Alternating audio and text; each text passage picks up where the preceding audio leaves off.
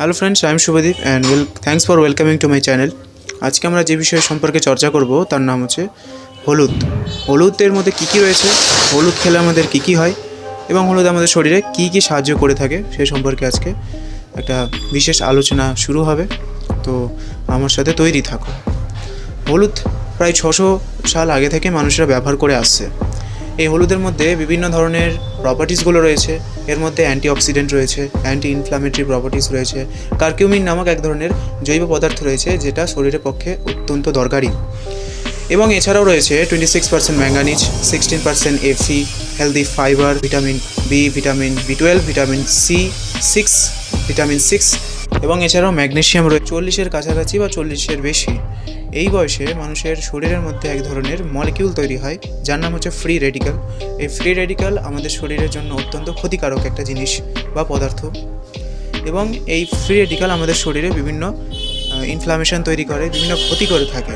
Free রেডিক্যালের যে প্রধান কারণ হচ্ছে তা হলো বায়ু দূষণ, কীটনাশক, সবজির ওপর প্রয়োগ করা বিভিন্ন ধরনের কীটনাশক এবং ভাজা পোড়া জাতীয় খাবার খেলে এই ধরনের রোগ বা এই ধরনের ফ্রি রেডিক্যাল তৈরি হয়ে থাকে।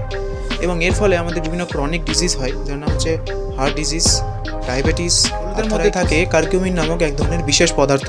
এই কারকিউমিন আমাদের শরীরের ক্যান্সারকে ঠিক করতে সক্ষম। এছাড়া বিভিন্ন ধরনের যে ক্যান্সারগুলো, যে heart cancer, breast cancer, lung cancer, blood cancer এবং বিভিন্ন ধরনের ক্যান্সার থেকে আমাদেরকে প্রতিরোধ করে, আমাদেরকে রক্ষা করে এই কারকিউমিন নামক এক ধরনের পদার্থ, যেটা হলুদের মধ্যে থেকে পাওয়া যায়। হলুদ খাওয়া অত্যন্ত দরকারি। এছাড়াও যে স্মৃতি ভ্রংশের একটা রোগ, যা সাধারণত অ্যালজাইমার ডিজিজ যাকে বলা হয়ে থাকে, এই ধরনের পেশেন্টদেরকে হলুদ খাওয়া অত্যন্ত দরকারি। কারণ হলুদের মধ্যে যে কারকিউমিন নামক পদার্থ এবং এর মধ্যে থাকে অ্যান্টি অক্সিডেন্ট, যেটা আমাদের রক্তবাহকে সচল করে, রক্তবাহকে ঠিকঠাক রাখে, রক্তবাহকে ভালো রাখে, ফলে রক্ত চলাচলও, রক্তস্রোত আমাদের শরীরে ভালোভাবে সঞ্চালিত হতে পারে। ফলস্বরূপ আমাদের শরীরের ব্রেনের মধ্যে এই রক্তটা পৌঁছালে ভালো হবে এবং স্মৃতিশক্তিটা বাড়বে, আর অ্যালজাইমার ডিজিজ যেটা ধীরে ধীরে হ্রাসপ্রাপ্ত হতে থাকবে। এছাড়াও রয়েছে বিভিন্ন মানুষের যে জয়েন্ট পেনের যে সমস্যা হয়, হাঁটুতে সমস্যা হয়, কনুইতে সমস্যা হয়ে থাকে, জয়েন্ট পেনের সমস্যা যাকে আর্থারাইটিস বলা হয়ে থাকে, এই আর্থারাইটিস তাকে কমাতে সাহায্য করে এই হলুদের মধ্যে থাকা এই অ্যান্টি ইনফ্ল্যামেটরি প্রপার্টিস, কারকিউমিন নামক পদার্থ ইত্যাদি। অ্যান্টি ইনফ্ল্যামেটরি প্রপার্টিস আমাদের শরীরের মধ্যে বিভিন্ন ধরনের যে ইনফ্ল্যামেশন অর্থাৎ প্রদাহকে বাধাপ্রাপ্ত করে, তাকে দূরীভূত করে, প্রদাহকে কমিয়ে দেয় এবং যে আর্থারাইটিস সেটাও ধীরে ধীরে কমতে থাকে।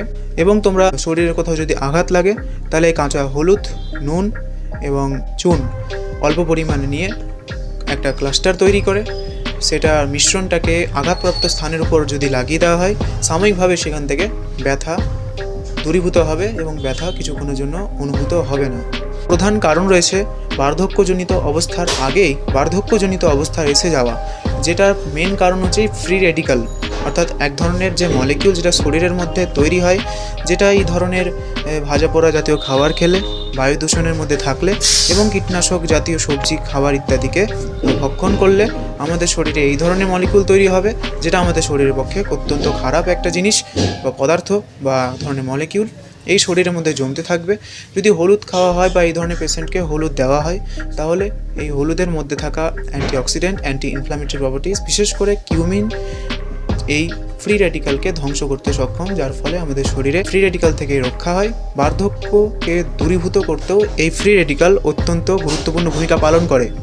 এই হলুদ সাধারণত বিভিন্ন খাবারের সঙ্গে খাওয়া হয়ে থাকে, দুধের সঙ্গে খাওয়া হয়, জলের সঙ্গে খাওয়া হয়ে থাকে, খাবারের সঙ্গে যে রান্নাপাতির সঙ্গে এই হলুদ মশলা হিসেবে ব্যবহার করা হয়ে থাকে। তো এই হলুদ খাওয়া অত্যন্ত উপকারী, খুব ভালো জিনিস, খুব ভালো প্রাকৃতিক বস্তু যা প্রকৃতি থেকেই পাওয়া যায়। তো এই হচ্ছে হলুদের কিছুটা গুণ যেটা আমি তোমাদের সঙ্গে শেয়ার করেছি। আর এই ধরনের ভিডিও দেখার জন্য আমার চ্যানেলকে সাবস্ক্রাইব করো।